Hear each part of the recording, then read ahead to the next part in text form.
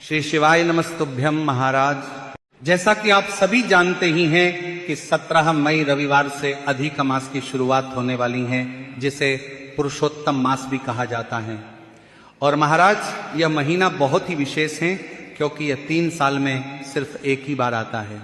इसीलिए महाराज आज हम जानेंगे कि आखिर अधिक मास क्या है, इसे पुरुषोत्तम मास क्यों कहा जाता है, भगवान श्री कृष्ण ने इस महीने को अपना नाम क्यों दिया, इस महीने में कौन कौन से नियम रखने चाहिए, कौन कौन सी वस्तुएं नहीं खानी चाहिए, तुलसी की लकड़ी पर दीप जलाने की इतनी बड़ी महिमा क्यों बताई गई है, आखिर 12,000 बार गंगा स्नान के बराबर पुण्य एक दीप दान से कैसे प्राप्त हो सकता है, क्या सच में इस महीने में किया गया थोड़ा सा जप, थोड़ा सा दान, थोड़ा सा व्रत भी 1000 गुना फल देता है, आखिर क्यों माताओं बहनों के लिए यह महीना विशेष माना गया है, क्या विद्यार्थियों को इस महीने में विशेष लाभ मिलता है, आखिर कैसे वृद्ध व्यक्ति इस महीने में भगवान की भक्ति करके मोक्ष तक प्राप्त कर सकता है, आखिर क्यों इस महीने में तीर्थ यात्रा का महत्व सामान्य दिनों से कई गुना अधिक हो जाता है, और आखिर क्यों इस पूरे महीने में विवाह, मांगलिक कार्य और भोग विलास से दूर रहने के लिए कहा गया है। तो महाराज जानेंगे सब कुछ, लेकिन उससे पहले वीडियो को लाइक जरूर करें, चैनल को सब्सक्राइब करें और कमेंट बॉक्स में ओम नमो भगवते वासुदेवाय या हर हर महादेव जरूर लिखें। तो महाराज ये कोई साधारण विषय नहीं है, ये उस महीने की महिमा है जिसे स्वयं भगवान नारायण ने अपना नाम दे दिया, जिसे पहले लोग मलमास कहकर तुच्छ समझते थे।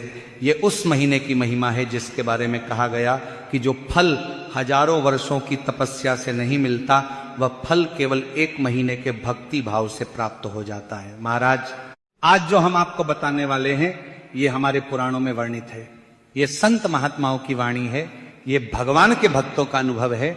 और यदि कोई मनुष्य इस महीने को पहचान ले, इस महीने की महिमा को समझ ले, तो उसका जीवन बदल सकता है।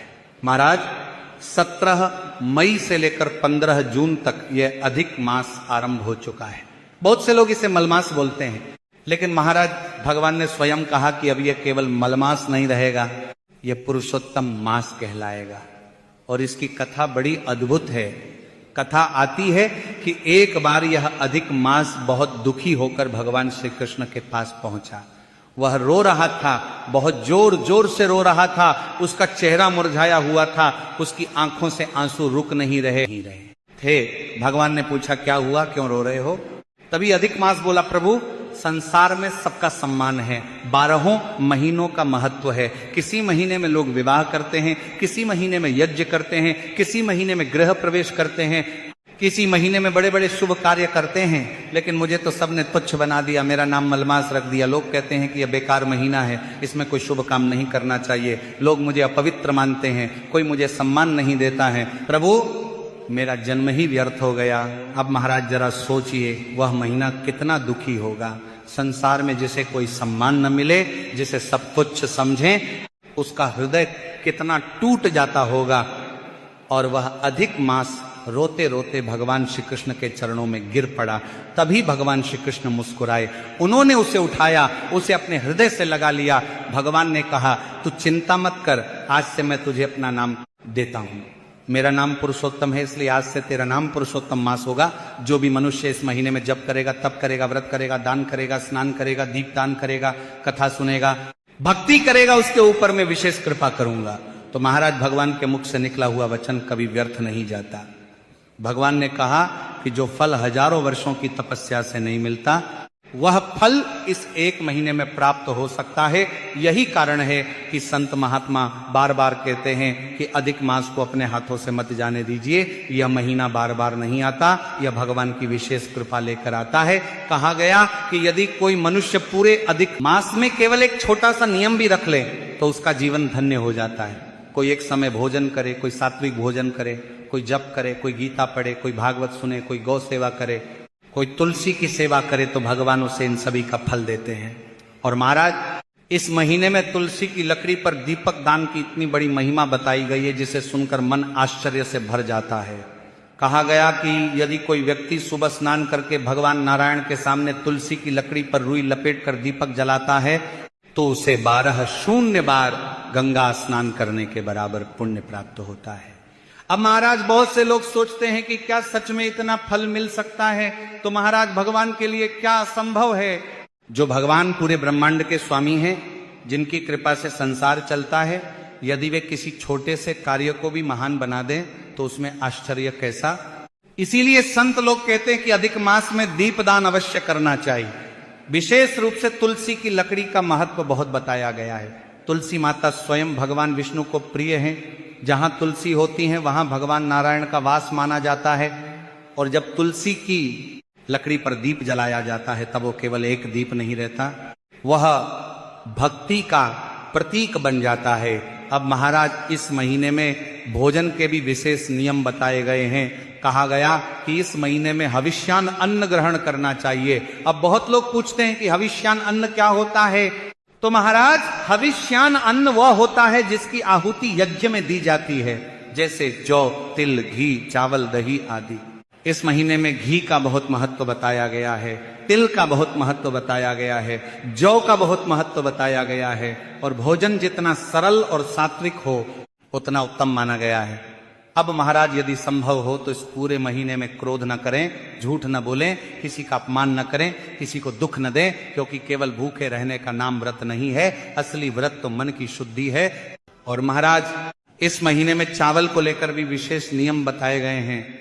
कहा गया कि चावल को बहुत अच्छी तरह धोना चाहिए ताकि उसके ऊपर का माड़ पूरी तरह निकल जाए। इस महीने में माड़ वाला चावल ग्रहण नहीं किया जाता है।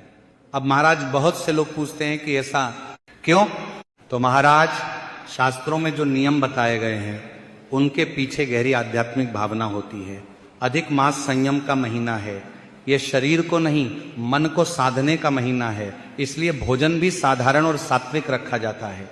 और महाराज राजमा को लेकर भी मना किया गया है। संत लोग कहते हैं कि इस महीने में जितना हो सके सरल भोजन करें, क्योंकि ये महीना भोग का नहीं योग का महीना है। ये महीना शरीर को सजाने का नहीं, ये महीना आत्मा को जगाने का महीना है। कहा गया कि इस महीने में यदि कोई व्यक्ति जमीन पर सोता है, भगवान का नाम जपता है, कथा सुनता है, तीर्थ यात्रा करता है तो उसका जीवन पवित्र हो जाता है। और महाराज इस महीने में कथा सुनने की बहुत बड़ी महिमा बताई गई है, क्योंकि कथा केवल शब्द नहीं होती, कथा आत्मा को भगवान से जोड़ती है। जब मनुष्य भगवान की कथा सुनता है तब उसके भीतर का अंधकार धीरे धीरे समाप्त होने लगता है। इसीलिए महाराज संत लोग कहते हैं कि अधिक मास में जितना हो सके भगवान की कथा सुनो, भागवत सुनो, रामायण सुनो, गीता पढ़ो, क्योंकि ये महीना आत्मा को शुद्ध करने का अवसर लेकर आता है। और महाराज तीर्थ यात्रा की भी बहुत बड़ी महिमा बताई गई है, विशेष रूप से भगवान जगन्नाथ जी के दर्शन की। कहा गया कि पुरुषोत्तम मास में यदि कोई जगन्नाथपुरी की यात्रा करता है तो भगवान उस पर विशेष कृपा करते हैं, क्योंकि स्वयं भगवान का नाम ही पुरुषोत्तम है। इसलिए पुरुषोत्तम क्षेत्र यानी जगन्नाथपुरी का महत्व इस महीने में और भी अधिक बढ़ जाता है। इसी के साथ महाराज यदि संभव हो तो इस महीने में वृंदावन जाओ, काशी जाओ, प्रयाग जाओ, हरिद्वार जाओ, जगन्नाथपुरी जाओ, और यदि कहीं न जा पाओ तो अपने घर में ही भगवान का स्मरण करो, क्योंकि भगवान केवल तीर्थों में नहीं रहते, भगवान तो सच्चे भक्त के हृदय में रहते हैं। अब महाराज अधिक मास की महिमा जितनी कही जाए उतनी कम है। ये कोई साधारण महीना नहीं है, ये भगवान की करुणा का महीना है। ये वह समय है जब भगवान स्वयं अपने भक्तों के बहुत निकट आ जाते हैं। इसीलिए महाराज इस महीने को व्यर्थ मत जाने दीजिए। संसार के काम तो चलते ही रहेंगे, लेकिन पुरुषोत्तम मास बार बार नहीं आता है, 3 सालों में एक बार आता है। कहा गया है कि इस पूरे महीने में यदि मनुष्य केवल भगवान का नाम भी लेता रहे तो भी उसे महान पुण्य की प्राप्ति होती है। और यदि कोई श्रद्धा के साथ जप, तप, स्नान, दान, कथा, दीप दान और सेवा करता है तो उसका जीवन बदल सकता है। महाराज नारद पुराण में अधिक मास की एक बड़ी अद्भुत कथा आती है, और महाराज इस कथा से समझ में आता है कि भगवान केवल बड़े बड़े यज्ञों से प्रसन्न नहीं होते। भगवान तो भाव देखते हैं, भगवान तो मनुष्य का हृदय देखते हैं। कथा आती है कि एक बंदर मरने के बाद स्वर्ग की ओर जा रहा था। उसके लिए दिव्य विमान आया हुआ था, चारों ओर प्रकाश था, देवदूत उसे सम्मान के साथ ले जा रहे थे। वह बंदर स्वयं आश्चर्य में था। उसने धर्मराज से पूछा, प्रभु मुझसे कहीं कोई भूल तो नहीं हो गई? मैं तो एक साधारण बंदर था, मैंने कौन सा जप किया, कौन सा तप किया, कौन सा दान किया? मैंने तो जीवन भर इधर उधर उछल कूद ही की। मैंने तो शायद अपराध ही किए होंगे, फिर मेरे लिए स्वर्ग का विमान क्यों आया? तभी धर्मराज मुस्कुराए। उन्होंने कहा, तुम्हें याद है एक बार तुम्हारे मुंह में बड़ा भयंकर फोड़ा हो गया था? बंदर बोला, हाँ प्रभु, वह समय तो बड़ा कष्टदायक था, मैं कुछ खा भी नहीं पाता था, पानी पीना भी कठिन हो गया था। तभी धर्मराज बोले, वह समय अधिक मास का था, तुम भूखे रहते थे, दर्द से परेशान होकर पेड़ों से फल तोड़कर नीचे फेंक देते थे, तुम स्वयं तो उन्हें खा नहीं पाते थे, लेकिन वे फल नीचे रहने वाले पक्षियों, पशुओं और दूसरे जीवों के काम आ जाते थे। उन्होंने उन फलों को खाया, तुम्हारे कारण अनेक जीवों का पेट भरा था, और क्योंकि वह अधिक मास का समय था, इसलिए तुम्हें उसका इतना महान पुण्य प्राप्त हुआ कि आज तुम्हारे लिए स्वर्ग का विमान आया है। अब महाराज जरा सोचिए, वह बंदर तो जानबूझकर पुण्य भी नहीं कर रहा था, उसने कोई संकल्प नहीं लिया था, उसने कोई बड़ा यज्ञ नहीं किया था, लेकिन अधिक मास की महिमा इतनी बड़ी है कि अनजाने में किया गया छोटा सा पुण्य भी हजारों गुना बढ़ जाता है। इसीलिए महाराज संत लोग कहते हैं कि इस महीने में किसी भूखे को भोजन करा दो, किसी प्यासे को पानी पिला दो, किसी गरीब को वस्त्र दे दो, गौ माता को रोटी खिला दो, किसी पक्षी के लिए दाना डाल दो, भगवान उसका भी अनंत फल देते हैं। इसी के साथ महाराज अन्नदान की इस महीने में बहुत बड़ी महिमा बताई गई है। कहा गया कि यदि कोई व्यक्ति श्रद्धा से भोजन कराता है तो भगवान स्वयं प्रसन्न होते हैं, क्योंकि भूखे को भोजन देना केवल दान नहीं है, वह भगवान की सेवा है।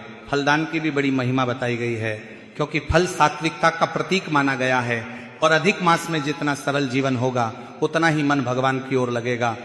अब महाराज बहुत लोग पूछते हैं कि इस महीने में आखिर शादी विवाह क्यों नहीं होते, मांगलिक कार्य क्यों नहीं किए जाते? तो इसका कारण यह है कि यह महीना संसार के उत्सवों से ज्यादा भगवान की भक्ति के लिए रखा गया है। यह महीना आत्मा को भगवान के करीब ले जाने का महीना है, इसीलिए इस समय मनुष्य को भोग विलास से थोड़ा हटकर भक्ति में लगना चाहिए। अब महाराज इसका मतलब ये नहीं कि यह महीना अशुभ है, नहीं, बल्कि यह महीना तो इतना शुभ है कि स्वयं भगवान ने इसे अपना नाम दिया। लेकिन यह महीना सांसारिक सुखों के लिए नहीं, आध्यात्मिक उन्नति के लिए माना गया है। और महाराज इसमें स्नान की बहुत बड़ी महिमा बताई गई है, विशेष रूप से प्रातः काल स्नान। कहा गया कि जो मनुष्य ब्रह्म मुहूर्त में उठकर स्नान करता है और भगवान का स्मरण करता है, उसका मन शुद्ध होने लगता है। गंगा स्नान, नदी स्नान, इन सब का इस महीने में विशेष महत्व बताया गया है। लेकिन यदि कोई व्यक्ति तीर्थ तक न जा सके तो घर में स्नान करके भी श्रद्धा से भगवान का स्मरण करे तो भगवान उसकी भक्ति को स्वीकार करते हैं। कहा गया कि इस महीने में दीपदान अवश्य करना चाहिए, और जब घी का दीप भगवान के सामने जलता है तो वह केवल प्रकाश नहीं देता, वह मनुष्य के भीतर के अंधकार को भी मिटाता है। विशेष रूप से गौ माता के शुद्ध घी का दीप बहुत पुण्यदायी माना गया है। संत लोग कहते हैं कि यदि तुलसी की लकड़ी पर रुई लपेटकर और उसमें गौ घृत डालकर भगवान नारायण के सामने दीप जलाया जाए तो भगवान बहुत प्रसन्न होते हैं। इसी के साथ महाराज बेटियों के लिए भी इस महीने की बड़ी महिमा बताई गई है। कहा गया कि जो कन्याएं श्रद्धा से भगवान का स्मरण करती हैं उन्हें उत्तम घरवर की प्राप्ति होती है, उनका जीवन सुखमय होता है। बच्चों के लिए कहा गया कि यदि वे इस महीने में भगवान का नाम लें, पढ़ाई में मन लगाएं, माता पिता का सम्मान करें तो उन्हें विद्या और बुद्धि का आशीर्वाद मिलता है। और वृद्ध लोगों के लिए कहा गया कि यदि वे इस महीने में भगवान की भक्ति करें, कथा सुने, नाम जप करें तो उनका मन संसार से हटकर भगवान में लगने लगता है और अंत समय में भगवान उन्हें अपनी शरण में ले लेते हैं। इसीलिए संत लोग कहते हैं कि अधिक मास केवल किसी एक वर्ग के लिए नहीं है, यह बच्चे, बूढ़े, जवान सबके लिए है। हर व्यक्ति इस महीने में अपनी क्षमता के अनुसार भक्ति कर सकता है। कोई पूरा व्रत रखे यह जरूरी नहीं, कोई केवल भगवान का नाम ले वह भी बहुत बड़ा पुण्य है, कोई केवल एक दीप जला दे वह भी महान, कोई केवल एक माला जप ले वह भी भगवान तक पहुंच जाती है। महाराज एक बात हमेशा याद रखिए, भगवान को दिखावा पसंद नहीं है, भगवान को प्रेम चाहिए। यदि मन में सच्चा भाव हो, छोटा सा कार्य भी भगवान को प्रिय हो जाता है। और यही कारण है कि अधिक मास में किए गए छोटे छोटे कार्य भी महान बन जाते हैं। कहा गया कि यदि कोई मनुष्य इस पूरे महीने में केले के पत्ते पर भोजन करता है तो भी उसे विशेष पुण्य प्राप्त होता है। क्योंकि केले का पत्ता पवित्रता और सात्विकता का प्रतीक माना गया है। पुराने समय में जस्सी मुनि भी पत्तलों पर भोजन करते थे। उनका जीवन सादगी से भरा हुआ था और अधिक मास हमें उसी सादगी की याद दिलाता है। इसी के साथ महाराज इस महीने में क्रोध कम करना चाहिए, व्यर्थ की बातें कम करनी चाहिए, दूसरों की निंदा बिल्कुल नहीं करनी चाहिए, क्योंकि जितना मन शांत होगा उतना भगवान का स्मरण अच्छा होगा। बहुत से लोग व्रत तो कर लेते हैं लेकिन मन में क्रोध रखते हैं, किसी से लड़ते हैं, किसी की बुराई करते हैं, तो ऐसा व्रत भगवान को प्रिय नहीं होता। सच्चा व्रत वही है जिसमें मनुष्य अपने मन को भी शुद्ध करे, अपने व्यवहार को भी मधुर बनाए, दूसरों की सहायता करे। इसीलिए महाराज हम फिर से कहेंगे कि इस महीने को व्यर्थ मत जाने दीजिए। मोबाइल, टीवी, संसार की भागदौड़ ये सब तो चलता रहेगा, लेकिन पुरुषोत्तम मास भगवान की विशेष कृपा लेकर आता है। जो मनुष्य इस महीने में भगवान की ओर एक कदम बढ़ाता है, भगवान उसकी ओर 100 कदम बढ़ाते हैं।